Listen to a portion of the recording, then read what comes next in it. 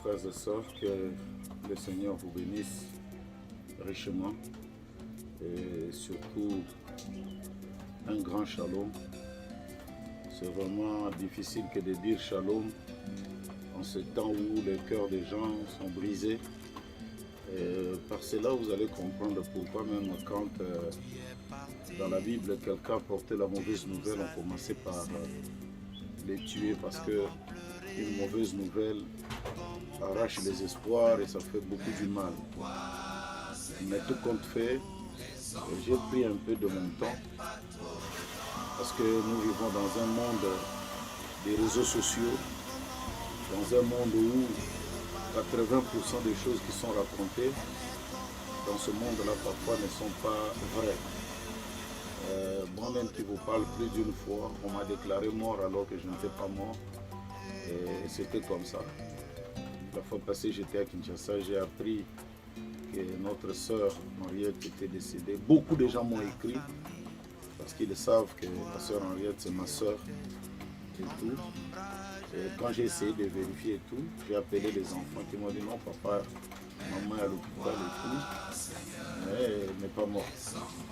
Donc j'ai cru que la deuxième fois aussi c'était le même canular, ça continue. C'est pourquoi j'ai pris un peu de mon temps pour pouvoir vérifier, comprendre et digérer.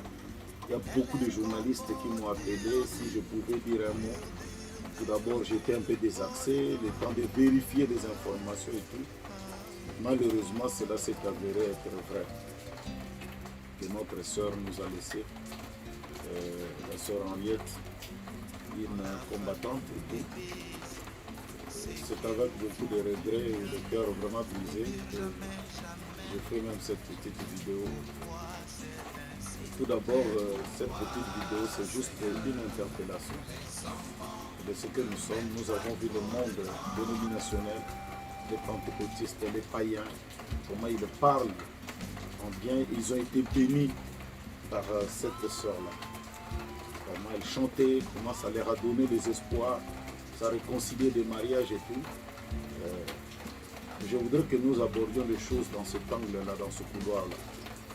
Parce que je crois que nous, quand nous voyons, pas vraiment prêcher, quand il y avait des morts, c'était beaucoup plus, les expressions étaient centrées sur la vie passée de la personne. Et je crois que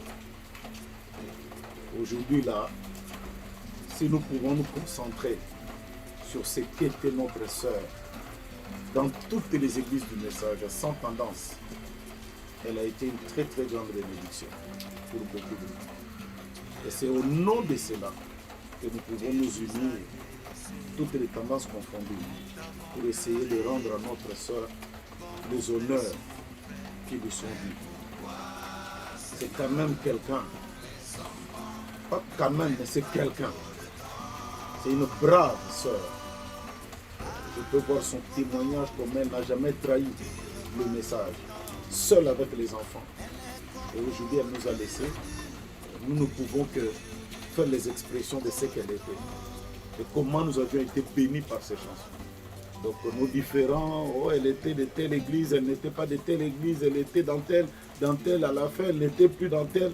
Si on peut mettre ça de côté, commémorer sa mémoire, ce qu'elle était, les expressions, ce qu'elle était pour nous.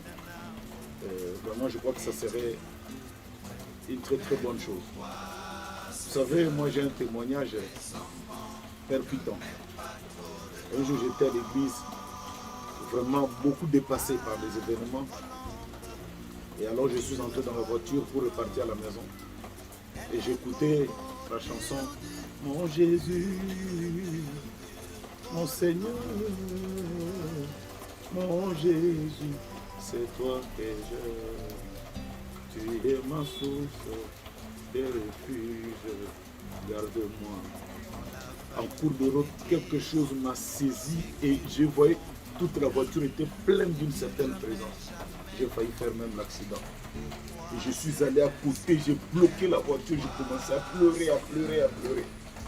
Une forte onction, alors une vraie onction. Pas quelque chose d'à peu près, mais une vraie.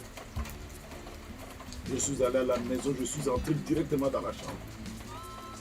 Alors un jour, j'étais en Normandie, en France. Je crois que le frère Sacré et la sœur Nicole pourront donner même ces témoignages. Nous étions dans le véhicule et on a mis la chanson là. J'ai dit au frère, arrêtez tout d'abord. Je vais vous donner les témoignages. J'ai dit, regardez, telle chose a eu lieu dans la chanson là. Regarde. Et ils ont des chars. Nous n'avons que le nom de l'Éternel.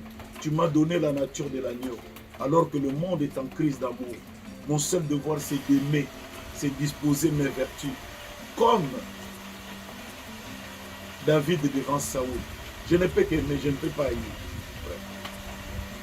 Et j'ai terminé le témoignage, j'ai arrêté, on a remis la chanson.